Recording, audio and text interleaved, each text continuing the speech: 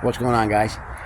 Here at the shop, I had to stop by and grab some stuff. So Tommy's home, it's a holiday, I'm home, so I figured I'd do a little update video on the Chevelle, because we've been hard at it.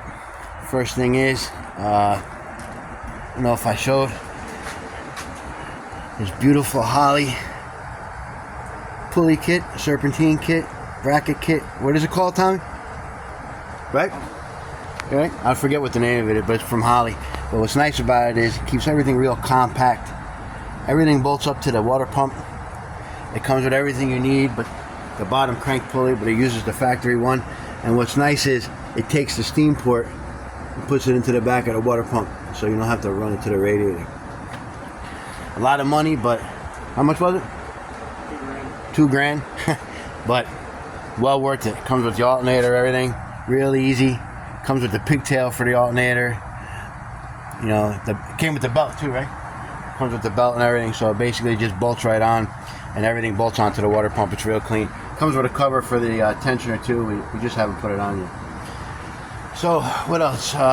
Brake lines are off the car. Prop valves off the car, because now that's going to be a disc car. We got to put the right master and prop valve on it. And the two lines going from the original prop valve up to the master were junk, so we're swapping all those out.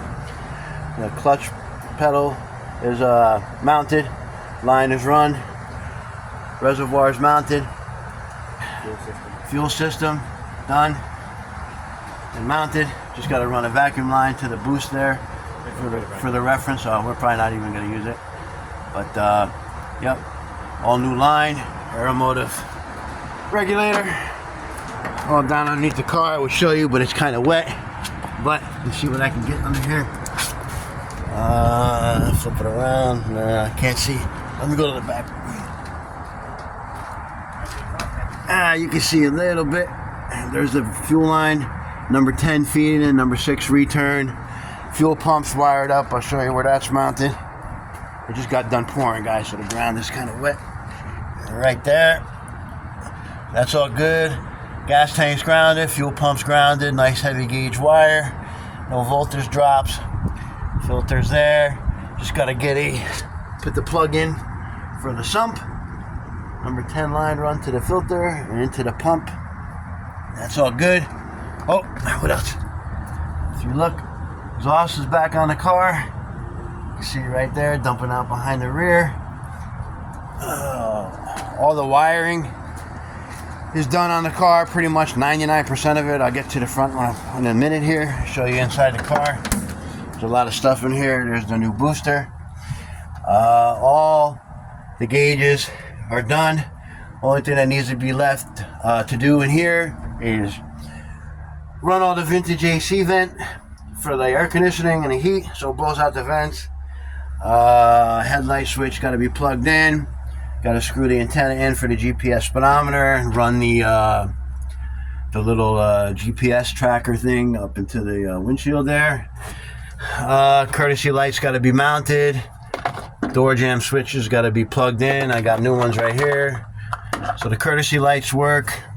This has got to be terminated into the fuse box to turn on the vintage air. Got to change the high beam switch and plug this in. That's done, and then pretty much all the wiring is done inside the car. What else shall we? Oh, all the stuff outside. So, being that we have a lack of room in this car and there's a lot of shit going on, we had to build like all this stuff here. You've seen that before. This is all new.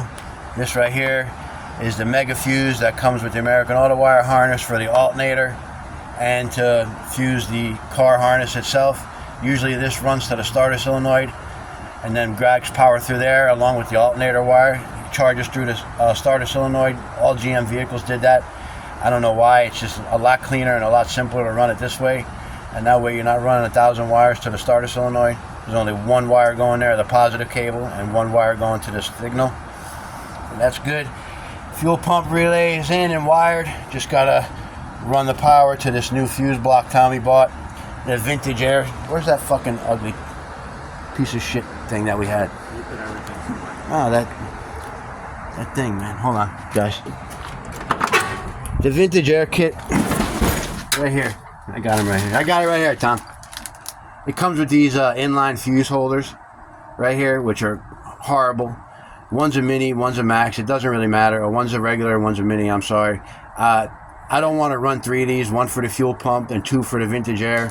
So instead of running those and it looking like shit, Tommy went and bought this little fuse block. It's good up to 30 amps.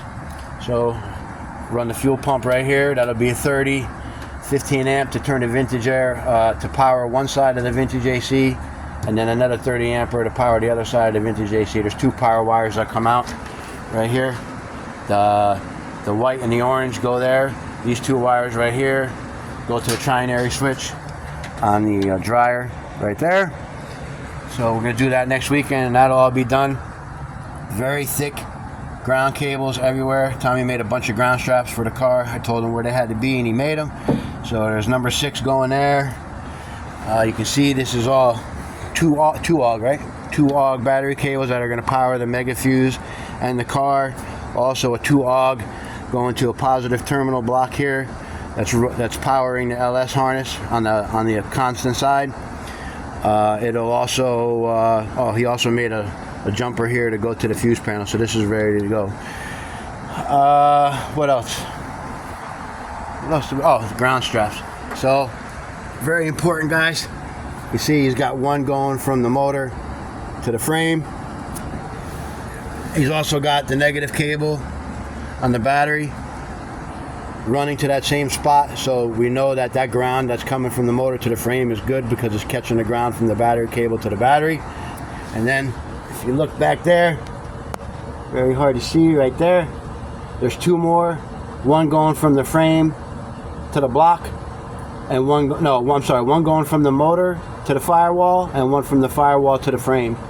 And then there's one on the other side that's going through that big grommet that's behind there, that's going from the block, that's going to go to the dashboard to make sure the dash is grounded, so all the grounds that are on the dash we know are 100% grounded. And all the AC lines are in yep. there, and then Yep, all the AC lines are done. Tommy borrowed the crimp tool, crimped them. They're all run, coming through, crimped on the dryer and on the condenser. That's all done. Heater hoses ran. We just got to cut the line up here somewhere and run in the heater control valve. The wiring is already there. Knock sensor was broke on the passenger side, so Tommy picked that up this morning. We need a new mass airflow because it broke I guess when the car got in an accident, or they cut it off or something. I don't know, but we need a new one of these. And then basically all that's left after that is going to be whatever we didn't cross off on this list. All that stuff right here. You know, they say the last 10% of the job is 80% of the work, and they ain't bullshit. All this stuff that nickel and dime, we got to cross off the knock sensor. But, yep. So that's it, guys. I think that's everything we covered. The car is really, really close now, and hopefully within the next month or so, it'll be running.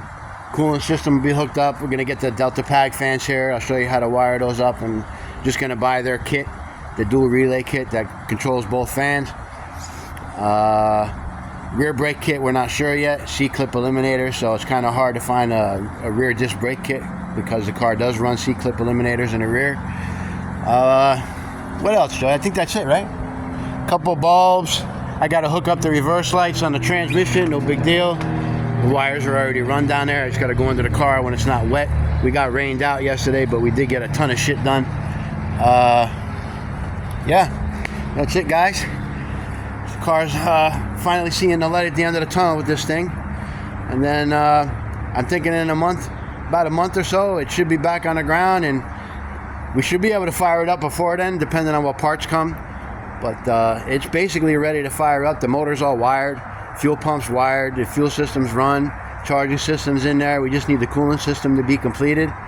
But I mean, to fire it up for 30 seconds and make sure everything's good, and there's no magic smokes coming out of any of the wires, I think that'll be fine. So I'm pretty confident though. I mean, we made a ton of grounds on this thing, and grounds are so important, guys, when you're running fuel injection and all these electronics. I can't express it how important it is to run as many grounds as we did. At least 3. I mean, we ran 5, and I feel comfortable with that. I think the car is going to have no issues when we go to start it. I think it's just everything's going to work.